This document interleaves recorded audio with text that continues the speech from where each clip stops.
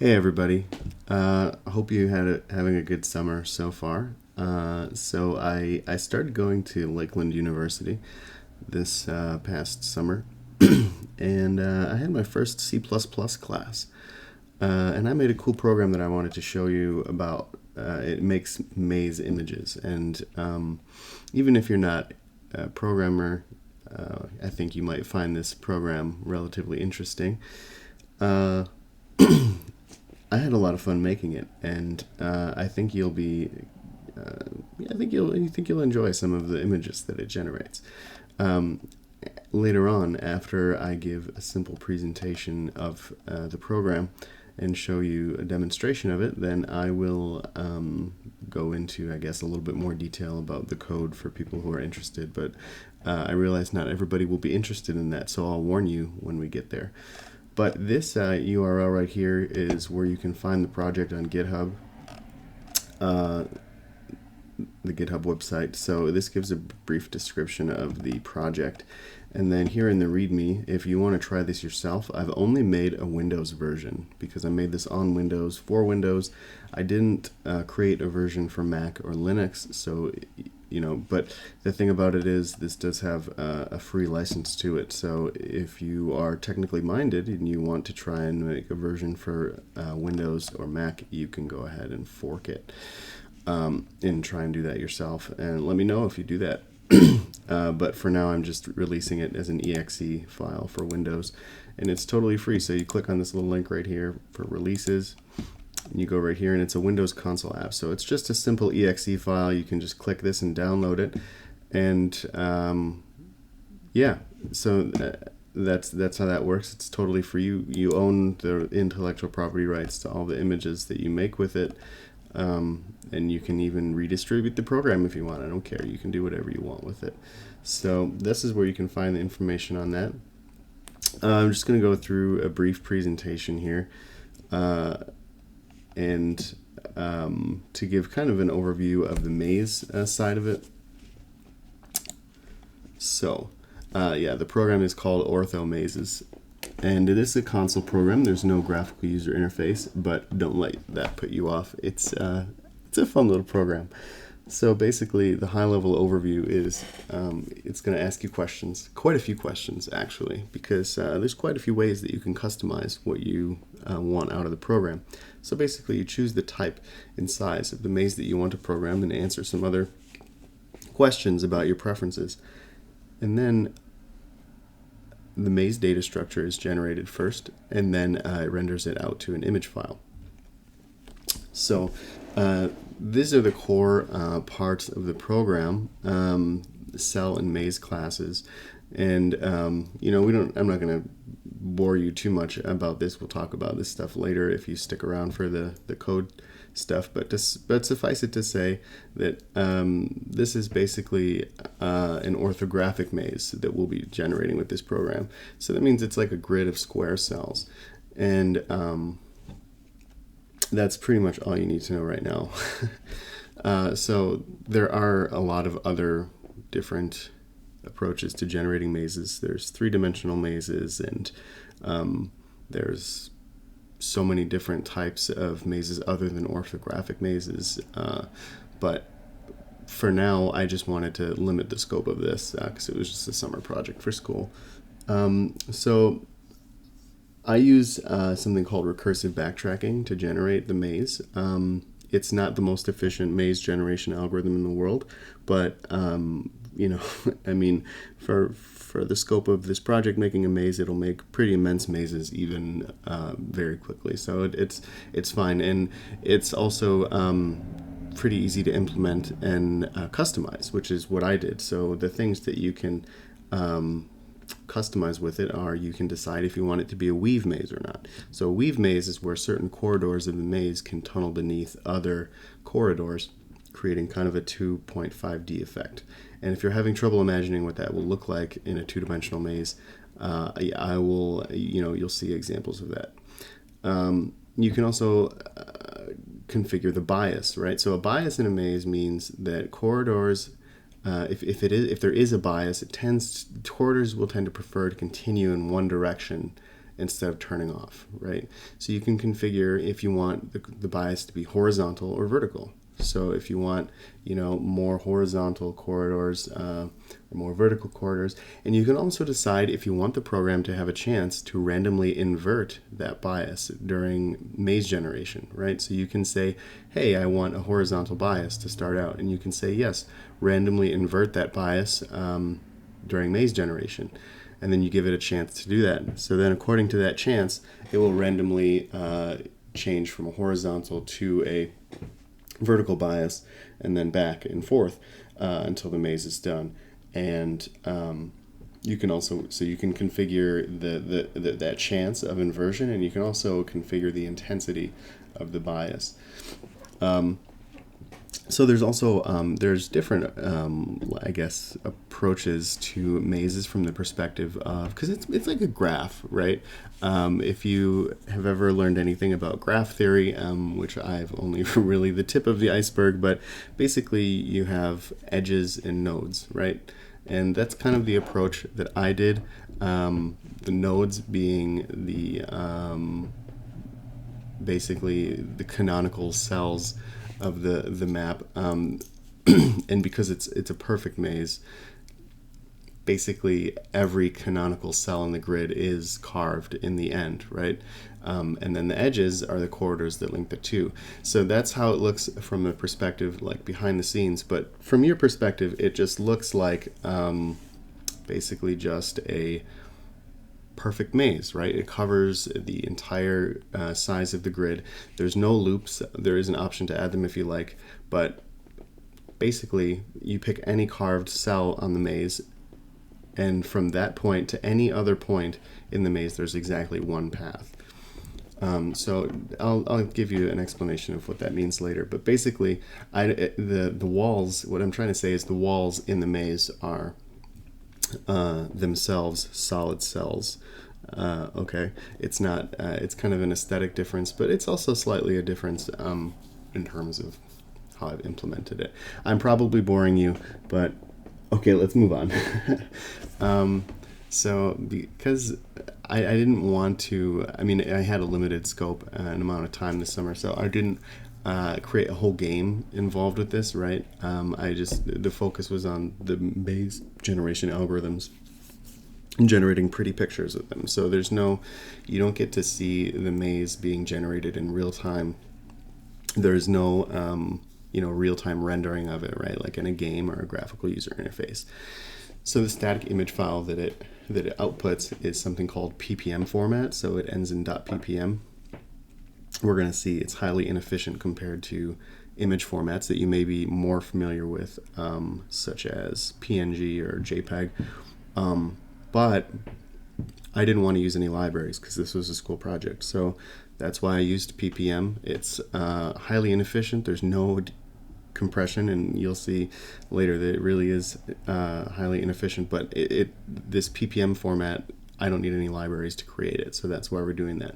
So if you use this program and you don't have another program on your computer that can work with ppm files, right, that can't open them or will allow you to view them, then what you'll need to do is you'll just need to download a free piece of graphic software of your choosing. You can do LibreOffice Draw. That program will allow you to open a ppm file and will allow you to do things to it, such as save it as a PDF file. Or you can do GIMP is a popular free alternative to Photoshop, and that one will allow you to open the ppm file and you could save it as, say, a PNG file. Yeah, so you can also, in this program, it allows you to basically configure the different colors, right, and how the maze is rendered out. I didn't want to focus on that, but actually some of the color configurations can result in some really beautiful images. So, all right, well, let's look at some mazes to give you an idea of what this program is capable of, and then I'll give you a live demonstration of how to use the program, and then, I don't know, maybe a tour of some of the code. All right, so this is a small, pretty normal maze. Normal is not a technical word, but it has an even bias, right? So what that means is these corridors, they have an even chance during generation of turning off, or going straight, or whatever. There's no like general preference or even localized preference for the corridors to go, continue horizontally or vertically. Like here it looks like there's a little bit of a vertical bias. Here it looks like a horizontal bias, but in this one it's purely coincidental. So this one is 35 by 35. And here you can see the difference in file size. So the ppm file that the program outputs, the resolution was 720 by 720 for the 35 by 35 grid. And I think there may have been a margin that I added to it, but that file size is 1.48 megabytes. Okay, and then after I opened that ppm file in GIMP and I saved it as a PNG, it was reduced to 3.82 kilobytes. Okay, so that's pretty astounding. If you, to put that in perspective, if you're not too familiar with megabytes and kilobytes, there's 1,000 kilobytes in 1 megabyte. Okay, so this is a very significant difference. So I realize that the program outputs very large ppm files, but it's very simple to convert them to PNG files. Okay. Okay, so this is an example of a small weave maze. Okay, so whereas the last one was a maze that didn't have weaves, this one does, which means it has these they look like little connectors, kind of, right? Like here and here and here and here and here and here. What that means is this is indicating that this corridor travels beneath another corridor, right? So if you can imagine yourself in this maze and you get to this point, you can go over this way, or you can go underneath this other corridor, right, that crosses this way. So that is this is basically what a weave maze is. It just means, and how these little connectors or these little rectangular offshoots, I just had to come up with a simple way to indicate that it's a tunnel that can go beneath another thing. So that's just the visual indicator that I chose. But of course, if that's confusing to you, then make your own maze program. Just kidding. Okay. So this is a small maze. So it's hard to see the bias due to the size, but there is a bias for this maze. I set it to an inverting bias that started vertical, but because it's such a small maze, the bias may never have even inverted. But basically, you can see parts of this maze. There's definitely a vertical preference. I did configure this maze to add one loop, whereas if we go back, this maze, I'm almost positive I did not configure it to have any loops. So what that means is from any one point in the maze, such as here to this point, there's exactly one path. Okay, and you can pick any two spots in this maze, right? This spot and this spot, there's one path. Or this spot and this spot, there's exactly one path to get there. That's what it means to have a perfect maze with no loops. This was a perfect maze, and then the program went in and added loops. Okay, so for example, there's multiple ways to get from here to here. You can go just around this way, or you can go all the way around, right? So it can affect, there's no maze solving algorithms in this program, but if you're writing maze solving algorithms, I would imagine that makes a difference. It also makes a difference for human beings who are trying to solve a maze. It can get a bit confusing if there are loops, so that's something to think about. Okay, so this one, yeah, and here is where we can start to see you would have to actually open this maze in GIMP and use the color selector to see it, but there is a slight radial gradient in the background color. This one just has two static colors. This one, the background color of the filled in wall cells, is a radial gradient. Okay, so this is a medium or large, what I call a polychrome weave maze. So this one is a weave maze, and if you look very carefully, yeah, we can zoom in, you can see the little connectors, right? indicating that it's a weave maze. Oops. It has a static background color, so the filled cells basically are all the same color. But the corridor cells do have changing colors, as you can see. They're like dynamically clustered colors that have a chance of changing. The size of this is 255 by 255 cells, and then just as an example, of that that issue that we were talking about earlier with the file size, the ppm file size is like 19 megabytes. And that's what the program outputs. And if you save it as a PNG via GIMP, that brings it all the way down to 86.5 kilobytes. So it's something to think about there. Okay, here's an example of a tall polychrome weave maze. So this one has a light background color instead of a dark background color, and then the corridor cells are actually dark colored in this one. And the light background color is a radial gradient. You can see it's like this yellowish color in the middle, and then as it goes outward, it changes to more, I don't know, that looks like purpley to me. And then the corridor colors, they do change. They're dynamically clustered, just like in the last one. It's a little bit harder to see with this type of color configuration, but you can see they do change color, right? Like this one here is a little bit red, but the cross ones over here are kind of green. So yeah, this one has no loops. This one does have a heavy vertical bias, so you can see there's a lot of there's a lot of, I think I may be incorrect here. I didn't really indicate, but it seems to me like there are parts that do have a horizontal bias, but I guess I could be wrong. But there are certainly, I think this is an inverting bias. This must almost certainly be an inverting bias. I mean, look at these. These seem to prefer horizontal, but this over here is like vertical preference. So I would say this is probably an inverting bias. Okay, so then this one is a very large maze. I think it is a weave maze, maybe not. Yeah, it is a weave maze.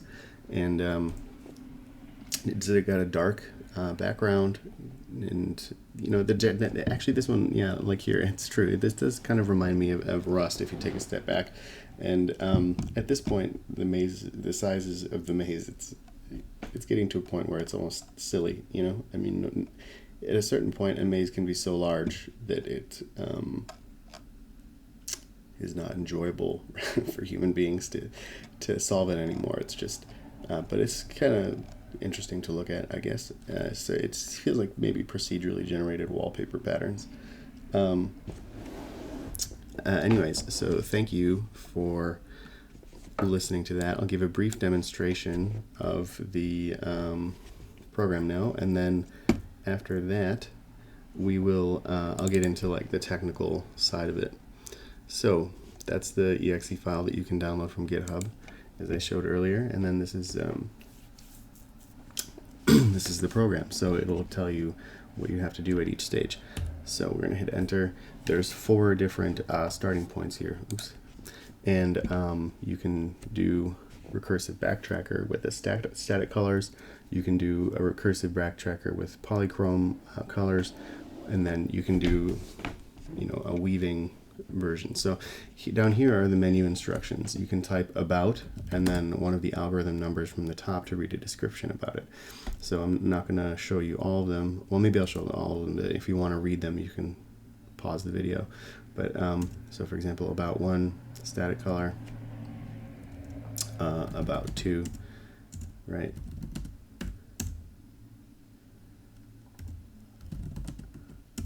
Okay, so that's how you read like a description of them, and then to run one of the algorithms, we'll create a big maze of the 4th one, the weaving recursive backtracker with polychrome colors. So we're going to type run 4 and hit enter.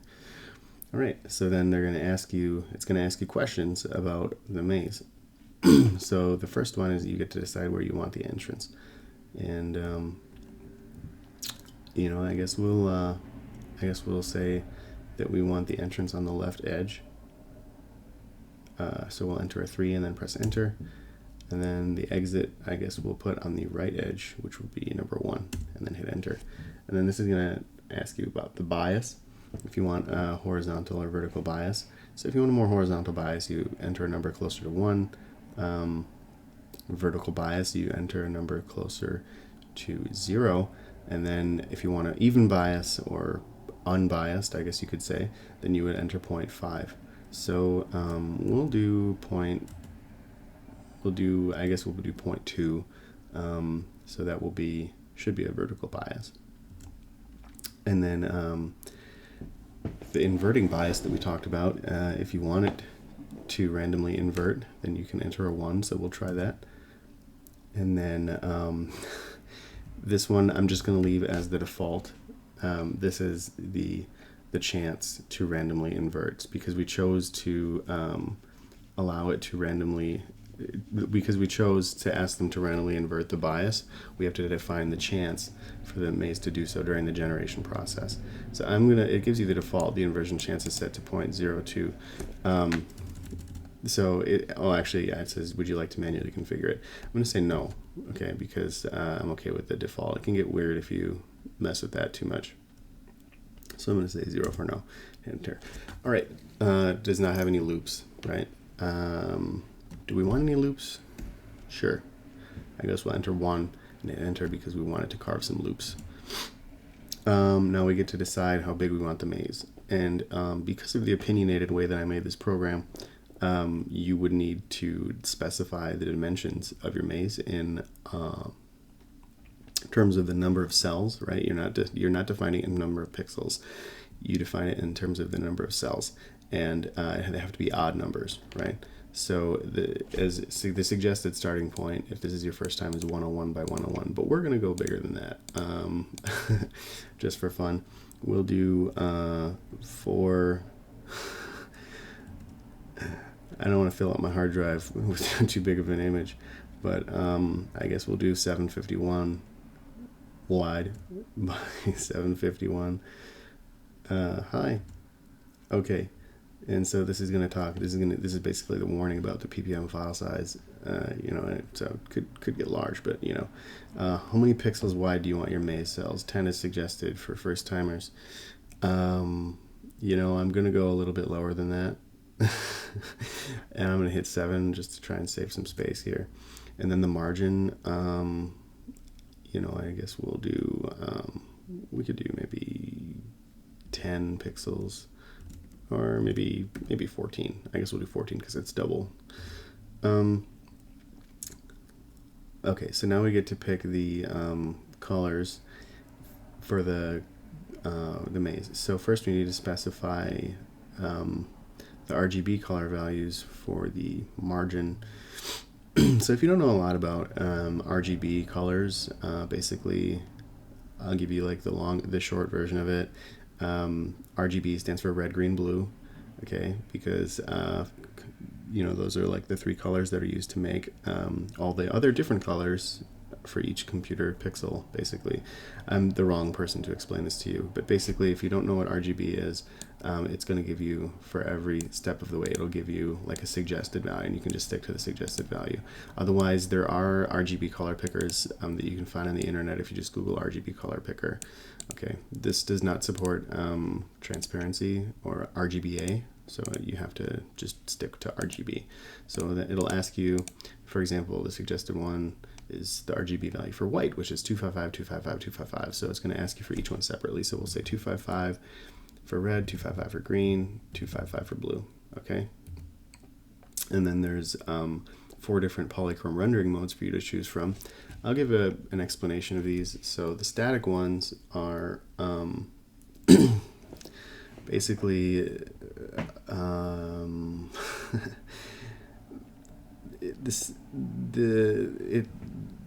the static versus dynamic is related to the background color, right? The dynamic is going to be where you're going to have like a gradient in the background, and you can choose the type of gradient. Static is you're just going to choose, and then Yeah, so we're going to do the dynamic though because I think it's cool to have a gradient in the background. It's kind of cool. And then we're going to do, for the fill color, we're going to do a dark fill color. That's the background color because it's easier to see a lot of the, stuff inside the maze. Well, actually, you know what? We'll do light fill color because then you can actually see the gradient better. No, I changed my mind. We'll do the dark fill color. Hit enter. Okay, and then we have to answer a few questions more about the polychrome rendering mode. So we have to configure a chance for the color to change in the corridors during the rendering loop. And the default chance is 0.005 as specified right here. So we're just going to do the default chance, but if you want to play with this, I guess, go for it. So now we choose the anchoring point for the background color gradient, right? So if you do image center, it's going to be a radial gradient. That would be the number 8. If you do any of the edges, like left edge, bottom edge, then it's going to be a linear gradient. And I can't even, let's do one of the corners. I can't even remember if the corners are radial gradients that just start in the corner or if they're linear. I think they might be radial, but maybe we won't be able to tell anyway. Okay, so we'll do 6 bottom left corner. Okay, so we're going to enter the file name. We're going to do the best maze ever. No, we're going to say granddaddy.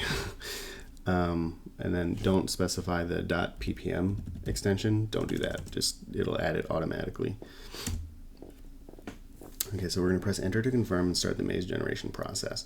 And you'll notice that it takes a long time to write out the file because it's so huge, but the actual maze data structure itself ends up generating really quickly. So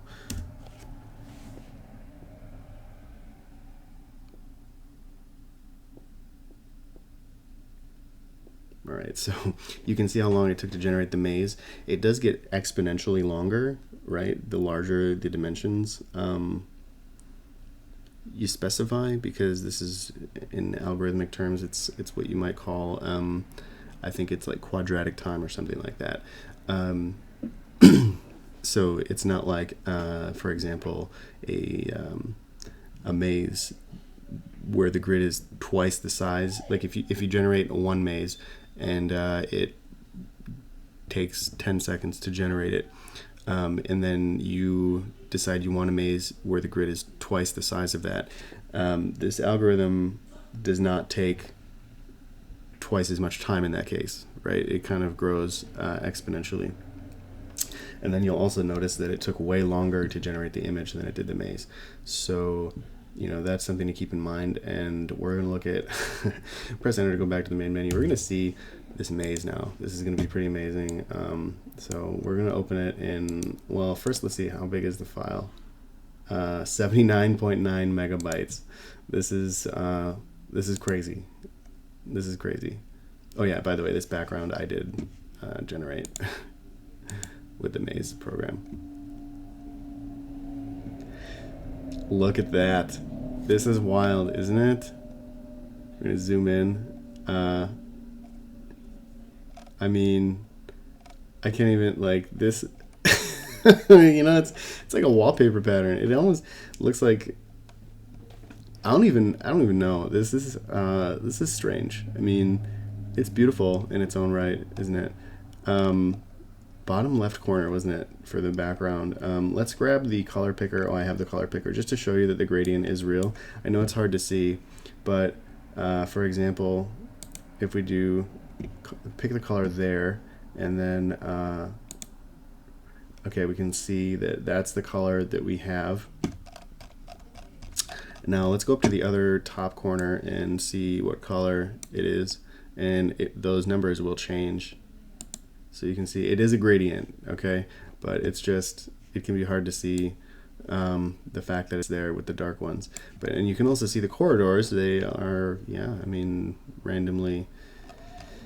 So anyway, that's this. Now I'll show you how to export it as a PNG so you get that compression. Oh, look, see, there's the maze entrance. Okay, so what you're going to do is you're going to go to File. You could say Save, but that's going to save it as a file for GIMP. Okay, so that you can come in here and edit it, and like do whatever stuff you want to it. You just do Export As is what you want to do. And then you'll do Select File Type by extension, and you're going to find PNG in here. I don't think they do JPEG, do they? Or they do. I guess you could do JPEG, but I'm pretty sure that's... the difference is that JPEG is lossless or lossy compression, which means that you might not even be able to navigate larger mazes with it, right? It might be too blurry. Whereas PNG is lossless compression, so it'll be the resolution will be just as perfect as it was before. So just pick PNG and hit export, and then I don't know, these settings are probably fine.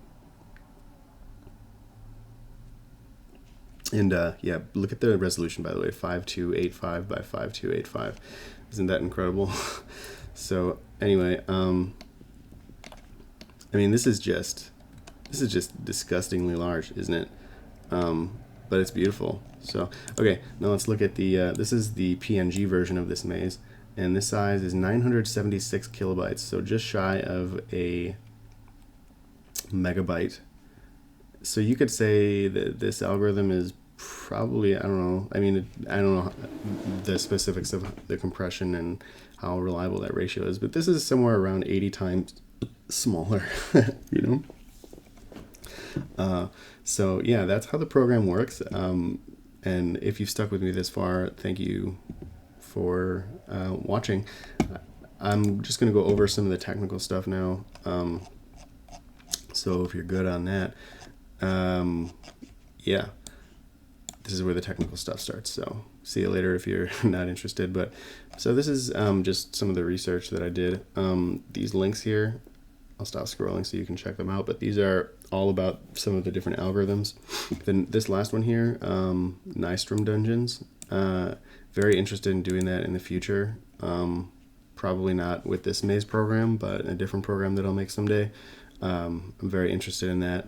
A Nystrom dungeon is basically, using Recursive Backtracker to generate a maze, but around randomly placed rooms, right, that are carved out of a grid to make and it's very interesting. You can read about it. I added some unused features to the program in case I wanted to expand on that someday and implement a Nystrom dungeon. But yeah, so the user interface, I need to do that. Yeah, so basically how the data structure worked, and this is a criticism, I guess, that I can offer. First of all, the qualities of each cell of the maze are encoded into an integer, right? So the cell class has an unsigned long integer, which unsigned long integers have 64 bits of precision available. And all of the different qualities that a cell can possess. Okay, so think about, for example, carved versus uncarved. That means if it's carved, that means that it's a cell that's part of like a corridor, right? That you could be in. Whereas uncarved means a cell is part of like a wall that you cannot travel to if you were actually in that maze. There's the cells that border the entire maze, right? The map border. There's the entry cell and the exit cell, right? So a cell could be the entry cell or it might not be. And so you can see all these different qualities that you might be interested in encoding to specify whether or not a cell in the maze has that. And some of them, for example, doors, are specific to Nystrom dungeons. So you have all of these, and so this list is 19 qualities long. And well, basically, what I did was created methods on the cell class that will encode each of these qualities into that unsigned long integer, right? So for example, the east weave border it's going to be down here, right? So here it is. Yeah, so it's going to be one of the it's going to basically each of these qualities gets its own bit in that number, and whether it's on or off, the methods will be able to read and write that bit and tell you, hey, is that bit on or off? Or in other words, is that quality true or false for this cell? Okay, and the whole point of that is just that I wanted to try and see, well, if I could do it, because I wanted to work with bitwise operations, but also because,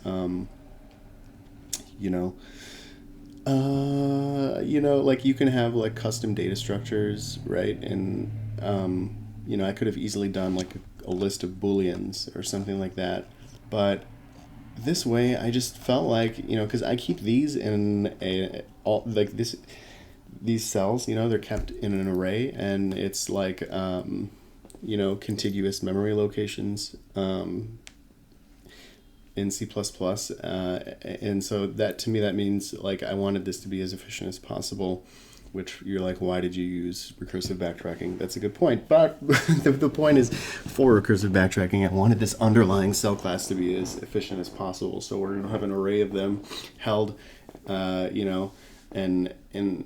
that way you're not going to have less like cache misses, right? Like that's something they talk about in game development, is having your data structures represented efficiently in memory so that there's less CPU cache misses. It's kind of the whole point of it. One flaw of this program is that I did not follow object-oriented principles very closely. So essentially, this cell class has its own, in theory, each of these cells, every cell when it's instantiated would get its own copy of all these methods for reading and writing all of these qualities. So, you could say that's inefficient, and probably I'm guessing the compiler is not stupid, and it's not actually going to, write these methods into memory like, thousands and thousands of times, once for each class. It probably optimizes that, but that's an inefficiency on my part, right? I'm relying on an optimization by the compiler that it may or may not be making. So in the future, I think it would be better probably for me to just abstract these a lot of these methods to the the grid class or the maze class, right? And then just each cell class is just going to be or maybe there shouldn't even be a cell class, right? Maybe the maze should just have literally just a simple array full of unsigned long integers that it's reading and writing from. I don't know, but that's basically that. I'll show you the layout of the program, I guess, in Visual Studio.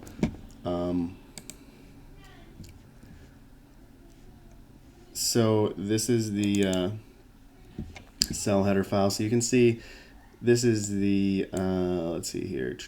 This is the variable that all those. This is that integer, that unsigned long integer that all the cell qualities are going to get written into. And then these are the methods for getting and setting all of the qualities. And how does that work? Well, let me show you. Yeah, so like you have, like getting, you can just get it raw. Let me see here. Like for example, is entry. So here, it's going to return a Boolean, right? True or false, whether or not that's this this quality is true for this cell. But what it's going to do is it's going to check to see. It's going to do like the bitwise and see if, and this number represents. It's kind of like this is the hexadecimal number where only that bit in that unsigned long integer sequence of bits, only that bit that represents the entry is a 1 and all the other ones are a 0. Well, this is like an unsigned long integer literal written in hexadecimal of that. And it's going to do bitwise and, so that like, if that bit on that value is set, it's going to be true, right? Otherwise it's going to be false. So that's kind of how that works. In order to set, so it's a little bit different. You're going to do bitwise or, right? And then to unset a bit, you're going to do an and with a little not in front of it. Okay.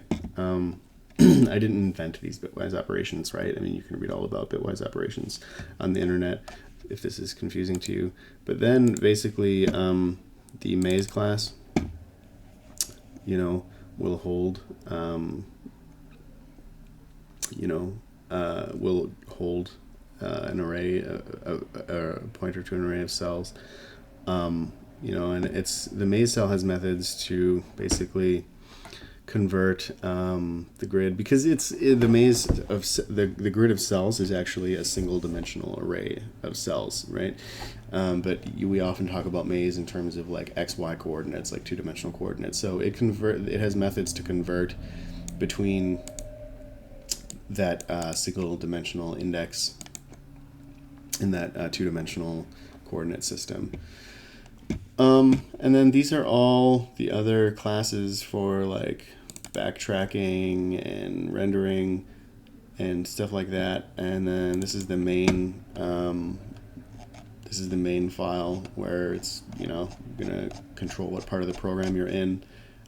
So this is a lot of lines of code, this program, and there's that old axiom in computer science: do not repeat yourself. I repeated myself a lot in this, but that's just because this wasn't about object-oriented programming or anything else. I was just really interested in getting a minimum viable product, that produces maze images. So anyways, you can actually check out this code on GitHub. If you go here to this page, and then you go into the P2 final folder, you can see all these files here. Right, so you can click on them and actually read all the code, and you can download all this and do whatever you want with it. It does have an MIT license. Let me show that. So you can literally do whatever you want with this, but there is no liability or warranty. So if you fill up your hard drive by making too big of a too big of a maze, I don't even know if that's possible, but it could happen maybe, and if that happens to you, I'm not responsible. Okay, so anyways, thank you if you watched this far. If you have any questions, let me know. Feel free to download it and use it and do whatever you want. So basically, have a good one.